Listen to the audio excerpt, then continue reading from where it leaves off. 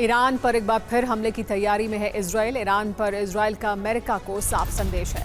Iran के ऊर्जा ठिकानों पर हमले की मांग की जा रही है। ईरान इंटरनेशनल की रिपोर्ट में दावा किया गया है। तो नेतन्याहू का इंतकाम बाकी है। दावा यह है कि ईरान पर फिर हमला करना चाहता है इजराइल। अमेरिका के साथ मिलकर अहम ठिकानों पर प्रहार करेगा।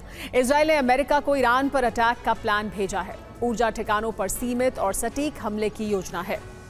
इजराइल की रणनीति क्या है समझिए। कूटनीति ज्यादा काम नहीं कर रही है, सैन्य विकल्प भी जरूरी है, ये मानना है इजराइल का। दबाव बनाकर न्यूक्लियर प्रोग्राम छोड़ने को मजबूर करना भी उसके उद्देश्य में शामिल है।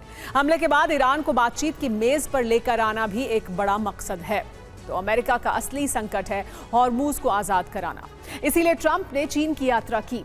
भले ही ट्रेड और टेक समझौतों का हवाला दिया जा रहा हो, लेकिन ट्रंप का असली मकसद ईरान को इस बात पर सहमत कराना था कि वो हॉर्मुज खोल दे, क्योंकि हॉर्मुज की चाबी तेहरान में है और वो बिना बीजिंग के इशारे के इस लॉक को नहीं खोलने वाला है। ढील देना तो दूर, बल्कि ट्रंप की यात्रा के दौरान ही ईरान ने ओमान की खाड़ी में मालवाहक जहाजों को सीज करना शुरू कर दिया है। IRGC ने एक मालवाहक जहाज रोककर ईरान की तरफ मोड़ दिया और अमेरिकी सेना का नेवल ब्लॉकेड बेड़ा कुछ नहीं कर पाया। ईरानी मीडिया की रिपोर्ट है कि IRGC ने एक मालवाहक जहाज को इंटरसेप्ट किया। ये जहाज फुजैरा से 70 किलोमीटर उत्तर पूर्व में ओमान की खाड़ी में था। ईरान का दावा है कि इस जहाज पर विस्फोटक गोला बारूद लदे थे।